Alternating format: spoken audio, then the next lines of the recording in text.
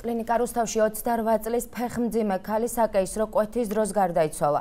ექიმები ახალგაზრდა ქალის მოულოდნელად გარდაცვალების მიზეზად ოპერაციის შემდგომ გართულებას ემბოლს ანუ ტრომბს ასახელებენ. გადარჩა ახალშობილი, რომელიც ამ დრომდე კლინიკაში ჩვილთა განყოფილებაში იმყოფება.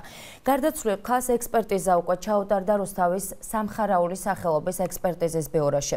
ამ ეტაპზე ის მშობლების სახლშია გადასვენებული. დაკითხვაზე იმყოფებოდა ექიმიც, რომელმაც ქალს საკეისრო კვეთა ჩაუტარა. შინაგან საქმეთა სამინისტრო საქმეს 116 მუხლით იძიებს, რაც სიცოცხლის გაუფრთხილებლობით მოსპობას გულისხმობს. ქრონიკის ინფორმაციით ოჯახმა ექიმის წინააღმდეგ განაცხადი უკვე შეიტანა რუსთავის რაიონულ პროკურატურაში.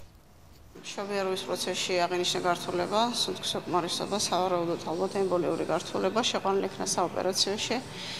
ჩატარდა საკეისრო კვეთა, შესაბამისად ბავშვი გადარჩენილია, ცოცხალია და იმედია ყველაფერი კარგად იქნება. მიუხედავად ჩატარებული რეანიმაციულ ღონისძიებებისა, ორსული შენარჩუნება სიცოცხლის შეუთავსებელი იყო მდგომარეობა, გარდაიცვალა.